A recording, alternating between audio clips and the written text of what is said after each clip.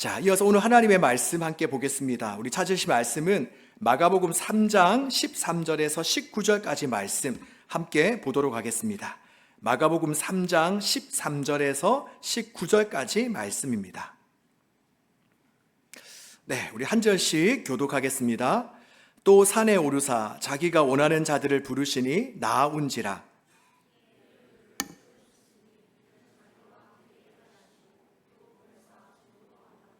귀신을 내쫓는 권능도 가지게 하려 하심이러라.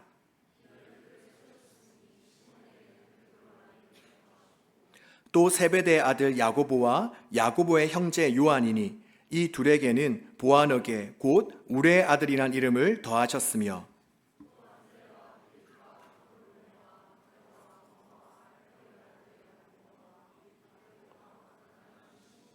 함께 읽습니다.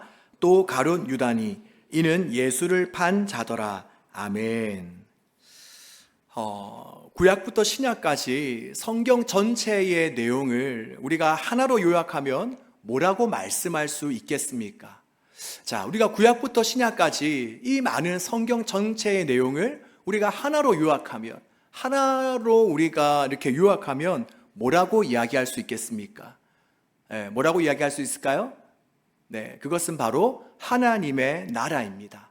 네, 우리가 성경에 우리가 하나의 주제가 뭐라고요? 네, 하나님의 나라입니다. 자, 그렇다면 하나님의 나라란 과연 무엇을 뜻할까요? 하나님의 나라는 과연 무엇을 의미할까요? 그것은 바로 하나님의 통치와 하나님의 다스림을 뜻합니다.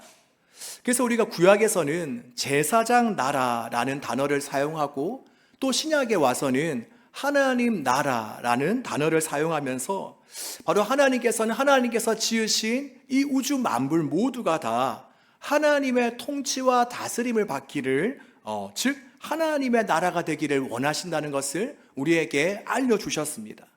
또 우리가 성경에 보면 지금도 그것을 위해 주님은 일하고 계시는 것을 우리에게 나타내 주십니다.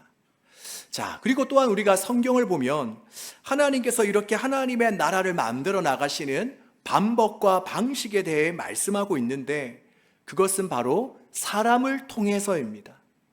즉 하나님께서는 하나님의 통치와 다스림을 받는 사람을 먼저 세우시고 또 그들로 인하여서 또 다른 하나님의 사람, 주님의 제자, 하나님의 통치와 다스림을 받는 사람들을 세워 나가시는 것입니다.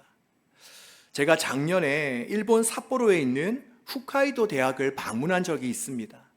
그런데 거기 가보니 한 사람의 흉상이 세워져 있더라고요.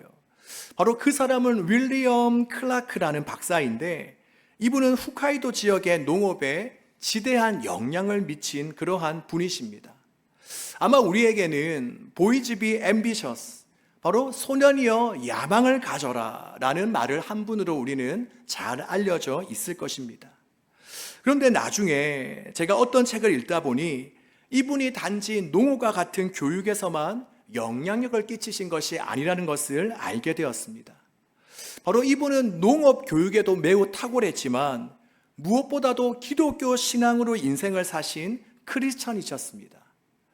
이분이 홋카이도 대학의 전신인 삿포로 농업학교의 초대 교장으로 부임했을 때 있었던 유명한 일화가 하나 있는데 이분이 가져온 큰 짐을 보고 옆에 있던 일본 장학관이 물었습니다. 지금 저것이 무엇입니까? 그러자 클라크 박사는 성경입니다 라고 이야기를 했고 그 사람은 다시 성경이요?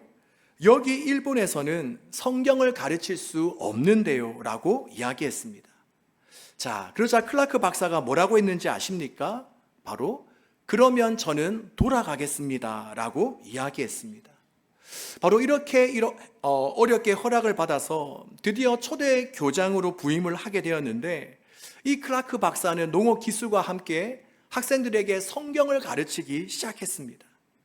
그래서 그분이 길러낸 제자 중 대부분이 다 교인이 되었고 또 그 중에는 우치무라 간조 목사님과 같은 위대한 일본의 기독교의 지도자들이 나오기도 하였습니다. 이처럼 하나님은 어떻게 하나님의 나라를 일구어 나가고 계시냐? 바로 하나님 나라의 가치와 비전을 발견한 바로 몇몇 제자들을 통해서, 몇몇 소수를 통해서 하나님께서는 하나님의 나라를 일구어 가고 계십니다. 그러기에 바라기는 저와 여러분, 우리 모두가 이러한 주님의 참된 제자가 되었어서 우리가 하나님 나라 건설에, 하나님의 나라를 건설해 나아가는 데에 쓰임받을 수 있는 그런 인생들이 되어지기를 주님의 이름으로 축복합니다. 자, 오늘 본문을 봐도 하나님께서는 주님의 일을 위해 제자들을 부르시며 세우십니다. 자, 그렇다면 어떤 사람이 주님의 진정한 제자입니까? 자, 제가 한번 여러분에게 물어보겠습니다. 지금 여러분은 여러분 자신을 예수님의 제자로 인식하고 있습니까? 네, 여러분은 지금 여러분 자신을 예수님의 제자라고 생각하고 있습니까? 그렇다면 여러분은 어떤 이유에서 지금 여러분 자신을 예수님의 제자라고 생각하고 있습니까? 오늘 우리는 주님의 제자는 어떤 사람인가 하는 것을 살펴보려고 하는데, 그 첫 번째, 바로 주님의 제자는 주님과 동행하는 사람입니다. 자, 우리 한번 따라해 볼까요? 주님의 제자는 어떤 사람이라고요? 어떤 사람? 주님과 동행하는 사람입니다. 우리 다 같이 본문 14절 말씀을 함께 읽어보도록 하겠습니다. 이에 12를 세우셨으니 이는 자기와 함께 있게 하시고 또 보내사 전도도 하며. 바로 우리가 처음 말씀에 보면 지금 예수님께서 왜 제자들을 부르셨는지를 알 수 있습니다. 자, 예수님께서 예수님께서 사람들을 주님의 제자로 부르시고 선택하신 그 이유가 무엇이라고요? 바로 그 첫 번째는 주님 자신과 함께 하도록 하기 위해서입니다. 그렇습니다. 바로 예수님께서는 제자들을 선택하신 첫 번째 목적, 또 하나님께서 지금 여러분을 이렇게 부르신 이유는 무엇이냐? 바로 주님과 함께 하는 자들이 되도록 하기 위해서입니다. 주님은 우리를 그저 일하시기 위해 부르신 것이 아닙니다. 물론 우리가 주님을 사랑하고 또 주님을 위하는 마음이 크다 보면 우리에게는 자연스럽게 주님이 원하시고 기뻐하시는 일을 하고 싶은 그러한 마음이 생겨나고 또 실제로 그렇게 일을 하기도 하죠. 하지만 우리가 잊지 말아야 될 것은 주님은 우리가 그저 주님을 위해서 일을 하는 존재가 되기보다는 먼저는 주님 옆에서 우리가 주님을 알아가고 또 주님이 주시는 은혜와 기쁨을 누리며 우리는 주님 한 분만으로 만족하는 그런 존재가 되기를 원하신다는 것입니다. 자, 여러분, 제가 저희 아들 예담이에게 원하는 것이 무엇이겠습니까? 그것은 예담이가 제가 없을 때 집에서 청소도 하고 빨래도 하고 뭐 이런 일만 하는 것이겠습니까? 그렇지 않죠. 바로 제가 예담이에게 원하는 것은 그저 예담이를 향한 엄마 아빠의 사랑을 알고 누리며 부모님을 온전히 신뢰하며 살아가는 것입니다. 여러분을 향한 저의 마음도 그렇습니다. 이번에 인도네시아 선교를 다녀오면서 우리 임원들이 그리고 팀원들이 각자의 자리에서 그 역할들을 너무 잘해 주었습니다. 그런데 그러한 모습을 보며 뭔가 대견하고 뿌듯하고 고마운 마음도 있었지만 한편 제 마음에는 이런 염려와 걱정도 늘 있었습니다. 야, 저렇게 너무 열심히 일하다가 아프면 안 되는데, 저렇게 너무 열심히 일하다가 지치면 안 되는데, 먼저는 하나님이 주시는 은혜와 사랑을 더 많이 정말 이곳에서 누리고 경험해야 되는데 라는 생각이었습니다. 그런데 우리 하나님은 저보다도 바로 여러분을 향해 가지시는 이러한 마음이 훨씬 더 크십니다. 주님은 그저 우리가 주님을 위해 노예처럼 일만 하는 존재가 아니라 먼저 주님은 여러분의 시선과 마음이 주님을 향해 있기를 원하십니다. 바로 우리 모두가 주님 옆에서 날마다 주님이 어떠한 분이신지를 깨닫고 누리며 또 그 은혜와 사랑에 감격하기를 원하시는 것입니다. 그렇다면 지금 우리는 어떻습니까? 우리는 하루하루를 살아가는 가운데 이러한 주님의 마음을 알아서 주님과 함께하는 삶, 주님과 동행하는 삶을 살아가고 있습니까? 아니면 학업이나 취업 준비에, 그리고 내가 좋아하는 이성 친구나 취미 활동에 빠져서 우리가 주님과 동행하는 삶에는 등한시하는 삶을 살아가고 있습니까? 오늘 이 시간도 마찬가지입니다. 지금 저와 여러분은 어떠한 마음으로 이 자리에 나와 있습니까? 지금 주님은 우리를 향해 이렇게 말씀하십니다. 제발 이 시간만큼은 진정으로 너와 함께 하고 싶구나. 제발 이 시간만큼은 너가 나만을 온전히 생각하고 나만 예배했으면 좋겠구나. 자, 그렇다면 지금 이 자리에 있는 저와 여러분은 어떻습니까? 우리가 온 마음을 다해 주님을 찾고 갈망하며 예배하고 있습니까? 우리가 온 힘을 다해 주님과 하나 되고 주님을 닮아가기를 사모하고 있습니까?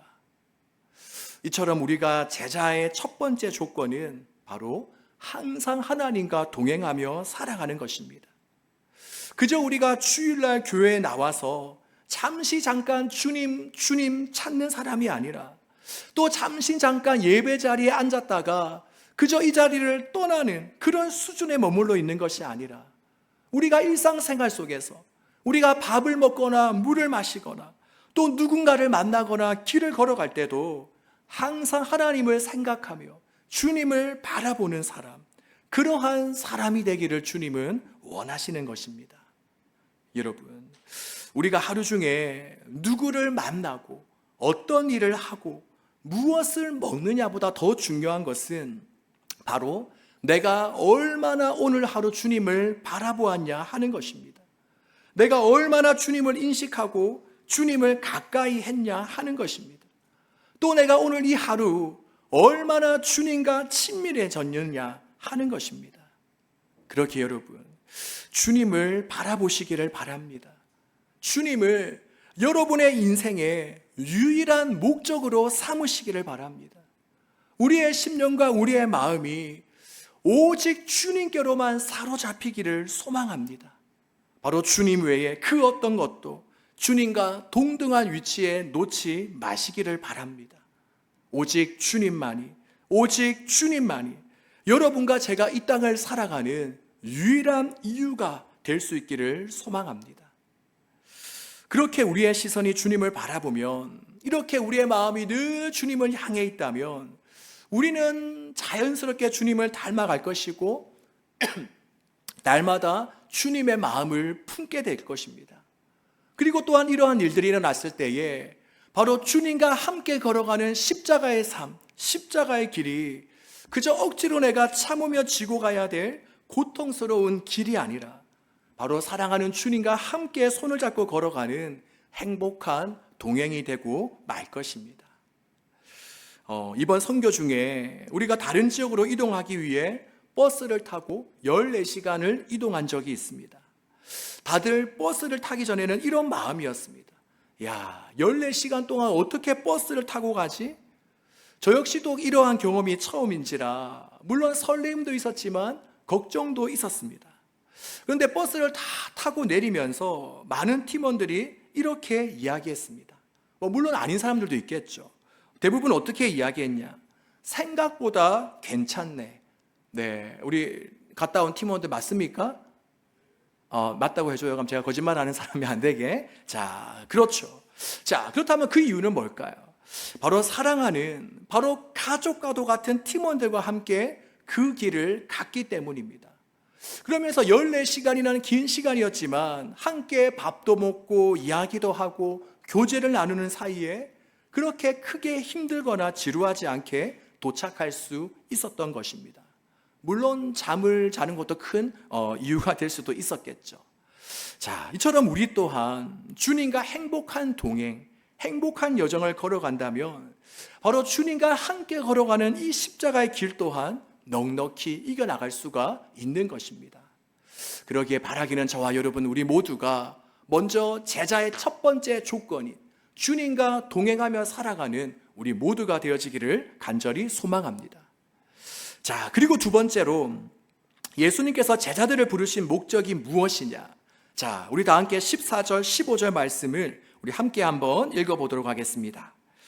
이에 12를 세우셨으니 이는 자기와 함께 있게 하시고 또 보내사 전도도 하며 귀신을 내쫓는 권능도 가지게 하려 하심이러라. 아멘. 방금 우리가 읽은 우리말 성경을 보면 예수님이 우리를 부르신 목적이 마치 세 가지인 것처럼 여겨집니다. 바로 첫 번째인 함께 하시는 것 외에도 바로 전도도 하며 귀신을 내쫓는 권능도 가지게 하는 것, 바로 이 두 개가 더 있는 것처럼 여겨지죠. 그런데 우리가 원어 성경을 보면 목적을 나타내는 뭐뭐 하기 위하여라는 말이 실제로는 두 번밖에 사용되지 않습니다. 먼저는 뭐뭐 함께 하는 것과 또 보내는 것 앞에만 뭐뭐 하기 위하여라는 단어가 사용됩니다. 그러기에 이 말은 예수님이 제자들을 그리고 우리를 부르시는 목적이 바로 두 가지인데, 바로 그 첫 번째는 조금 전에 말씀드린 것처럼 우리와 함께 동행하기 위해서이고, 두 번째 목적은 무엇이냐? 바로 우리를 보내기 위해서입니다. 자, 우리를 어떻게 하기 위해서라고요? 보내기 위해서입니다. 그냥 예수님하고만 늘 동행하며 잡아놓기 위해서 부르신 것이 아니라 주님과 동행하는 삶을 살았다면 그 이후에는 보내시기 위해서 주님은 제자들을 부르셨습니다. 그러기에 예수님의 참된 제자는 어떤 자들이냐? 바로 보냄을 받아 세상으로 나아가는 자들입니다. 자, 어디로 나아간다고요? 세상으로 나아가는 자들입니다. 그저 교회에서 친한 친구들끼리만 어울려 지내고 그리고 끼리끼리만 붙어 있는 것이 아니라 내가 진정 예수님을 만나고 정말 예수님의 그 은혜와 사랑을 내가 처절하게 경험했다면, 또 날 향한 주님의 사랑을 우리가 깨달았다면 우리는 여기에만 머물러 있는 것이 아니라 우리는 세상으로 나아가야 됩니다. 바로 성령의 파도를 타고 세상으로 나아가는 것이 그저 한낱 구에 그치는 것이 아니라 우리의 실제가 되어야 하는 것입니다. 자, 그리고 세상으로 나아가서 우리는 그렇다면 무엇을 해야 될까요? 자, 세상으로 나아가서 우리가 뭘 해야 될까요? 바로 본문에 나와 있듯이 우리는 전도해야 됩니다. 지금 예수님을 알지 못하는 우리의 실체가 어떠하고 또 어떠하면 이러한 상태에서 벗어날 뿐만이 아니라 진정 하나님께서 예비해 놓으신 복과 은혜를 누릴 수 있는지 바로 복음 대신 예수님을 전해야 하는 것입니다. 이처럼 주님의 제자는 어떤 자들인가? 바로 내가 경험한 그 복음을 전하지 않고는, 내가 만난 예수님을 전하지 않고는 견딜 수 없는 자들, 이 사람들이 바로 진정한 제자입니다. 우리가 예수님의 제자 안드레를 보십시오. 그는 예수님을 만나자마자 곧바로 자신의 형제인 베드로에게 달려가 예수님을 전했습니다. 또한 요한복음 4장에 나오는 사마리아 여인을 보면 그 여인 또한 예수님을 만나자마자 가장 먼저 한 일이 바로 예수님을 전했던 것입니다. 그렇게 여러분, 세상으로 나아가시기를 바랍니다. 매일매일 믿는 우리들끼리만 모여서 그저 알콩달콩 지내지 말고 우리가 이제는 세상으로 나아가 우리의 삶의 자리로 나아가서 믿지 않는 사람들을 만나며 그들과 교제권을 형성해 나가시기를 바랍니다. 그리고는 담대히 예수님의 사랑, 하나님의 복음을 전하시기를 바랍니다. 네, 또한 우리가 한 달에 한 번 노방전도가 있는데 그때 우리 청년들이 좀 더 많이 함께 했으면 좋겠습니다. 네, 아마 제가 알기로 돌아오는 토요일이 우리 노방전도가 있죠. 네, 맞아요. 네, 어떻게 보면 혼자 하는 게 또 어려울 수 있다면 이렇게 또 함께 하면 조금 더 우리가 힘과 용기와 우리 믿음을 더 얻을 수가 있겠죠. 그래서 우리가 이런 자리에 계속해서 우리들이 좀 많이 참여하고 함께 할 수 있었으면 좋겠습니다. 물론 이러한 일들이 만만치 않은 것은 압니다. 우리가 모르는 이 앞에 다가가는 두려움도 있을 거고 또 거절당할 수도 있다는 그런 걱정도 있을 거고 또한 당연히 사탄의 공격도 있겠죠. 하지만 여러분, 주님께서는 오늘 본문을 통해 우리가 전도할 때에, 우리가 주의 복음을 전할 때에 어떤 일들이 일어난다라고 말씀합니까? 바로 나의 힘이 아닌 바로 하나님께서 귀신을 내쫓고 물리칠 그런 권세와 능력을 우리에게 부어주신다라고 말씀하십니다. 그러기에 우리가 처음 나가기 전에는 좀 두려운 마음, 좀 뭔가 이 갈등도 있겠지만 그 시간 나와 함께 하시고 나를 도와주시, 나의 그 시간 가운데 하나님의 권세와 능력을 부어주실 하나님의 은혜를 바라며 나아가시는 저와 여러분이 되어지기를 바랍니다. 자, 이번 선교에서 저희 팀은 감사하게도 전도하고 선교하시는 두 가지 유형을 볼 수 있었습니다. 먼저는 저나 인도네시아 김강수 선교사님과 같이 직업적으로 주님의 말씀을 전하고 가르치는 유형입니다. 그리고 다음은 우리가 한 카페에서 만난 사장님입니다. 저희가 선교한 인도네시아 말랑에 가면 나이키라는 큰 대형 카페가 하나 있습니다.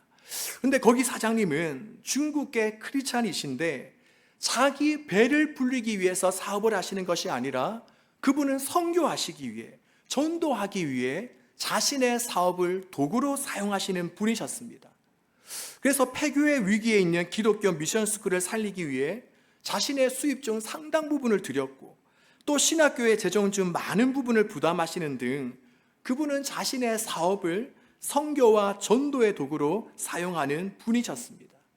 여러분, 저는 바라기에 이 자리에 있는 여러분이 저나 선교사님과 같이 직업적인 목사 또는 선교사가 되든지 아니면 이 카페 사장님처럼 나의 직업과 사업을 하나님 나라의 도구로 사용하는 사람이 되기를 바랍니다. 예전에는 우리가 각 교회에서 선교의 중요성을 이야기하면서 이런 이야기들을 참 많이 했습니다. 가든지 보내든지. 네, 이 말이 뭐죠? 직접 선교사로 나가든지 아니면 이렇게 후원을 해서 보내든지. 그런데 저는 이 말이 물론 이렇게 맞겠지만 그것보다는 우리 모두는 다 선교사가 되어야 된다라고 생각합니다. 바로 저나 선교사님처럼 직업적인 선교사가 되든지 아니면 우리가 있는 자리에서 주의 복음을 전하며 선교하는 그런 선교사가 되든지 우리는 선교적 삶을 살아가야 된다라고 생각합니다. 그저 우리가 선교 헌금만 한 것으로 내 할 몫을 다 했지, 이 정도면 됐어, 이게 아닌 거죠. 우리가 직접 그렇게 나갈 수도 있고 아니면 우리가 국내에서 내가 있는 삶의 자리에서 선교사라는 정체성을 가지고 우리는 살아가야 하는 것입니다.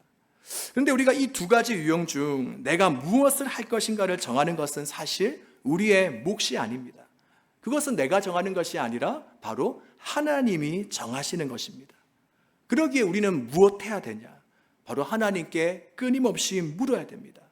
그런데 묻지도 않고 야, 나는 목회자는 안 될 것 같은데, 나는 직접 나가는 선교사는 안 될 것 같은데, 그냥 나는 그저 내 직업을, 내 사업을 그냥 선교의 도구로 삼아야겠어 라고 이야기해서는 안 되겠죠.